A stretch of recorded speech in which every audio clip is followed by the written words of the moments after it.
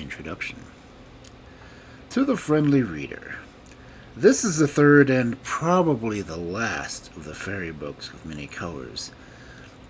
First there was the blue fairy book, then children, you asked for more, and we made up the red fairy book. And when you wanted still more, the green fairy book was put together. The stories in all the books were borrowed from many countries. Some are French, some German, some Russian, some Italian, some Scottish, some English, and one Chinese. However, much of these nations differ about trifles. They all agree in liking fairy tales. The reason, no doubt, is that men were much like children in their minds long ago. And so before they took to writing newspapers and sermons and novels and long poems, they told each other stories, such as you read in the fairy books. They believed that witches could turn people into beasts, that beasts could speak, that magic rings could make their owners invisible, and all the other wonders in the stories. Then, as the world became grown up, the fairy tales, which were not written down, would have been quite forgotten, but that old grannies remembered them, and told them to the little grandchildren. And when they, in turn, became grannies, they remembered them and told them also. In this way, these tales are older than reading and writing, far older than printing. The oldest fairy tales ever written down were written down in Egypt, about Joseph's time, nearly 3,500 years ago. Other fairy tales Homer knew in Greece, nearly 3,000 years ago, and he made them all up into a poem, the Odyssey, which I hope you will read someday.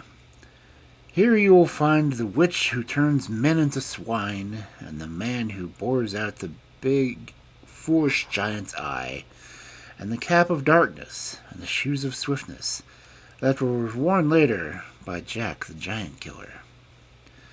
These fairy tales are the oldest stories in the world, and they are the first made by men who were childlike for their own amusement.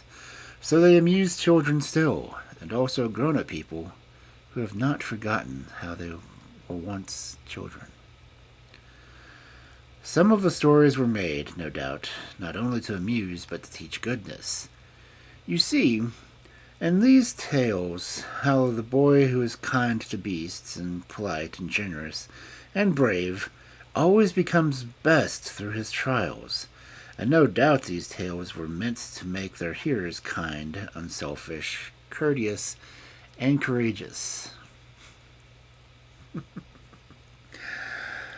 This is the moral of them, but after all, we think more as we read them of the diversion than of the lesson. These are grown-ups who now say the stories are not good for children, because they are not true, because there are no witches, nor talking beasts. And because people are killed in them, especially wicked giants. But probably you read the tales and know very well how much is true and how much is only make-believe. And I never yet heard a child who killed a very tall man merely because Jack killed the giants. Or who was unkind to a stepmother, if he had one, because in the fairy tales a stepmother is often disagreeable. If there are frightful monsters in fairy tales, they do not frighten you now, because that kind of monster is no longer going about the world, whatever he may have done long, long ago. He has been turned into stone, and you may see his remains in museums. Therefore, I am afraid you will be afraid of the magicians and dragons. Besides, you see that a really brave boy or girl was always their master, even in the height of their power. Some of the tales here, like the half-chick, are for very little children. Others are for older ones. The longest tales, like Heart of Ice, were not invented when the others were, but were written in French by clever men and women such as Madame Audenoy and the Count de Caylus about 200 years ago.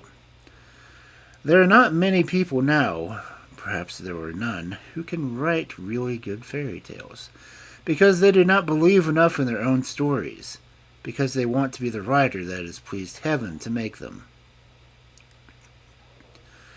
So here we give you the last of the old stories for the present, and hope you will like them and feel grateful to the Brothers Grimm who took them down from the telling of old women, and to M. Celibot and M. Charles Morales who have lent us some tales from their own French people, and to Mr. Ford who drew the pictures, and to the ladies, Miss Blackley, Miss Alma Eileen, Miss Eleanor Sellar, Miss Maysower, Miss Wright, and Mrs. Lang, who translated many of the tales out of the French, German, and other languages.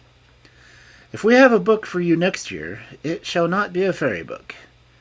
What it is to be a secret, and we hope that it will not be dull.